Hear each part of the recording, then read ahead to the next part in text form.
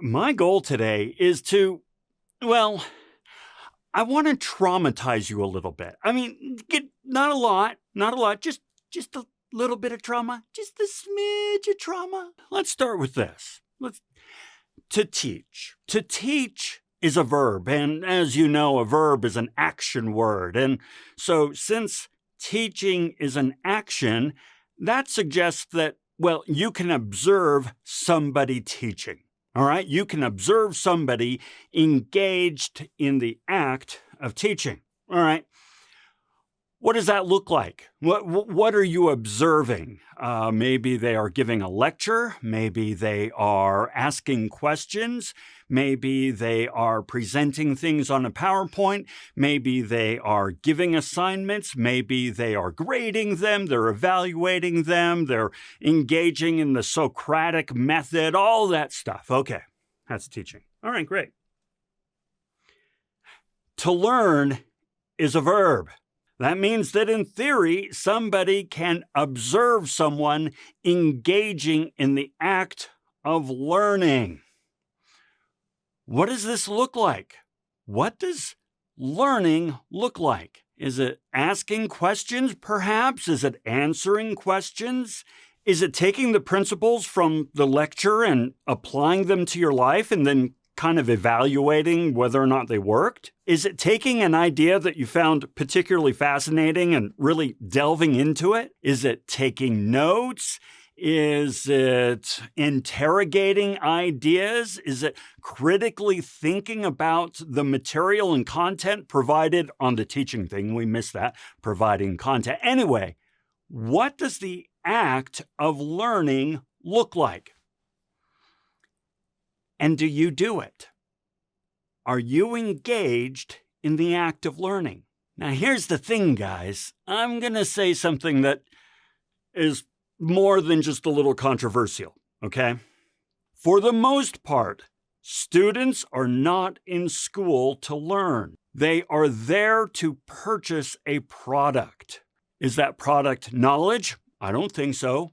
Is the product skills? I don't think so. I think students are there to purchase a degree. Now, they don't just purchase the degree, they purchase the credit hours. As a matter of fact, the institution, your college, your university, wherever you go, it sells you the credit hours. Your tuition is calculated by the credit hour. You are purchasing credit hours, which then leads to points, which then leads to degrees. You're there to earn a degree. And as a professor, I have been complicit in this societal lie that we tell ourselves. And so this semester, well, I want to kind of mix things up a little bit. I want to, open the kimono a little bit and talk about this in real terms. I'm talking the truth, at least as far as I see it right now, and it could change. I'm mercurial, all right? Give me a break. Consider this. You are training for jobs that don't exist yet. I mean, we're talking about jobs that you can't even anticipate. With this in mind, what do you want from me? I can't say for certain what it's going to take to be successful in the future. I can tell you what it took to be successful in the past, the last 40 years or so. After all, I did all right for myself. It turned out just fine. But that doesn't mean that those principles will apply equally for you in the future. I don't know what skills are going to be valuable. Hell, the skills that are going to be valuable probably don't even exist yet. I don't know what to teach you. Your parents don't know what to teach you. Your leaders don't. We think we know what to teach you. You need to learn a classical education just like everyone else. Come on. I don't know how to set you up for success in the future workforce, and neither does anybody else. So, yeah, consider that while I'm spewing lectures out at you. At the very best, I can point you in the direction. I think it was Bruce Lee who purportedly said that a teacher is never a giver of the truth. They're a guide. They point the direction. But it's up to you to go off and find the truth. I'm increasingly of the opinion that some things just need to be experienced to be learned. I mean, there are many, many things that I've learned, not because I studied them. I mean, I read about them and I saw shows about them and I talked to people about them and so forth. But that's not how I learned it. I learned it by experiencing it. Maybe advice from old people really is worthless. I mean, I have a lifetime of wisdom to impart, but a lifetime of wisdom gained through a lifetime of experience. Some things, and I would go so far as to say the important things, need to be lived to be learned. And I just can't help you with that. Your parents can't help. Nobody can help you with that. You need to live it to learn it. Maybe as a teacher, the best thing I can do is not try to teach you something so you don't have to experience it, but help you develop the skills to come out stronger on the other side when you do go through these life lessons. Kind of give you the coping skills and the learning skills so that when you experience it, then you come away with the knowledge. Besides, education can only take you so far, especially when it comes to the hard skills.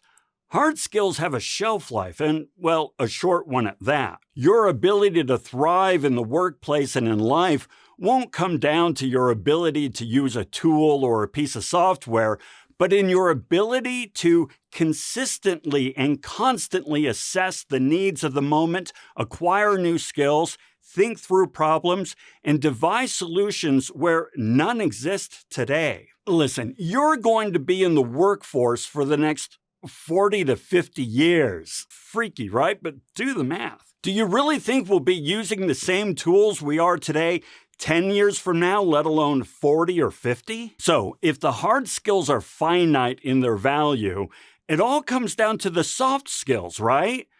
Well, I can't say that for certain either.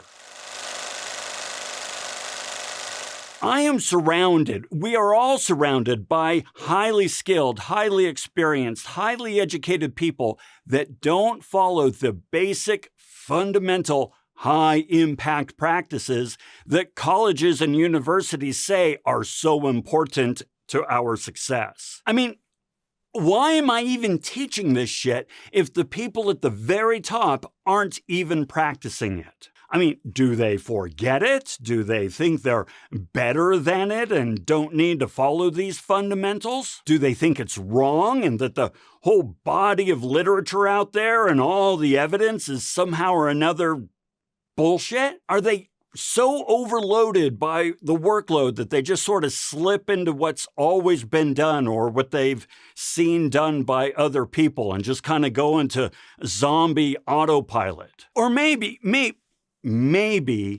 theory really is useless. You see, here's the thing. There's a persistent disconnect between theory, what has been observed and measured in a controlled environment like a study or a lab, and application, operationalizing the theory in an abstract, complex, and ever-changing environment with multiple stakeholders, each with competing objectives and agendas. Sure, theory works fine in isolation in a nice little controlled lab, but nothing about the real world is in isolation.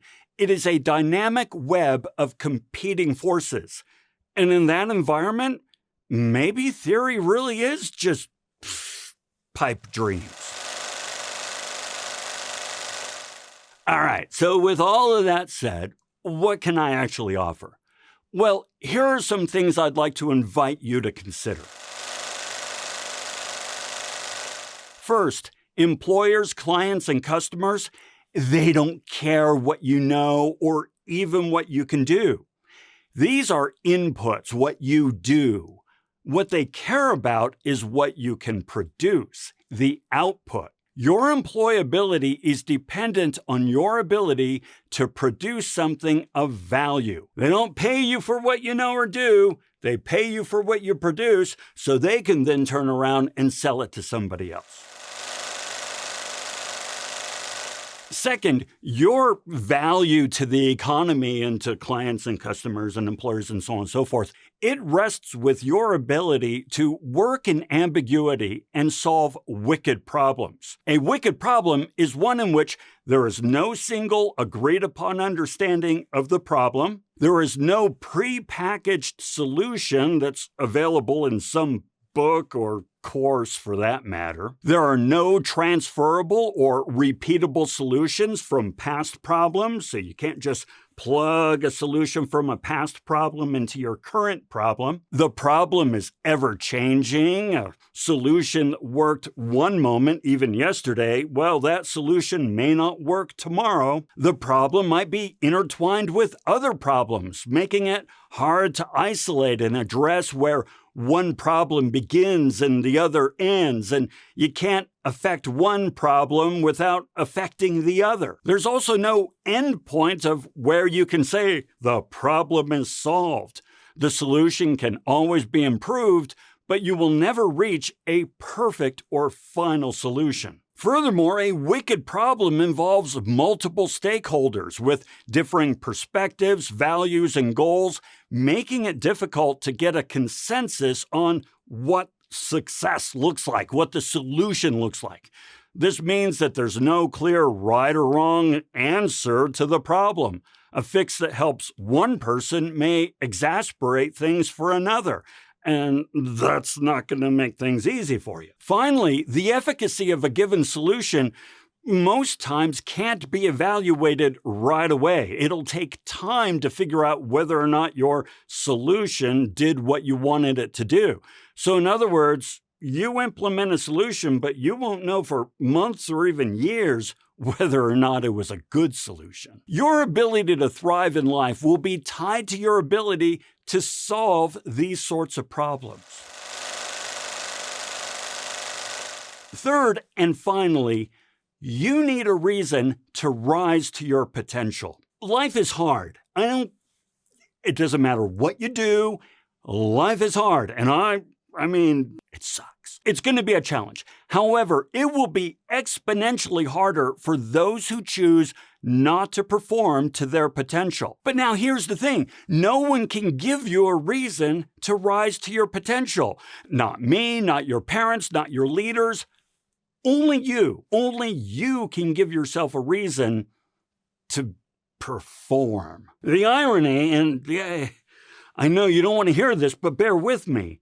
The more you rise to your potential, the more challenging work becomes. Now, mind you, I said work, not life. Those with vision and ambition don't look for ways to make work easier or skate by with minimal effort. Those who rise to their potential look for ways to go deeper, to learn, to grow, to challenge themselves, to stumble and pull themselves back up. Simply put, they dedicate themselves to outperforming those who are just phoning it in. When it comes to this class, if you're in my class, you can absolutely go through the motions, apply minimal effort, and still come away with an A. And if that's all you're here for, then you're going to be fine. But I'm telling you, and this is one of those moments where I'm going to be an old man yelling at clouds, life and the economy are not anywhere near as accommodating as this class. Out there, minimal effort generates minimal reward. Consider this. Crackheads don't wake up and say, I can't get high today because I'm broke. They get up and make that shit happen. Don't get out-hustled by a crackhead. Your reason to rise to your potential should be your crack addiction. If you don't rise to your potential, others will exploit your labor to rise to theirs. Are you an agent of your own future or a tool for others to exploit? It's up to you. All right, that's all I've got. Old man rant over. Now go off and make some trouble, and we'll see you later.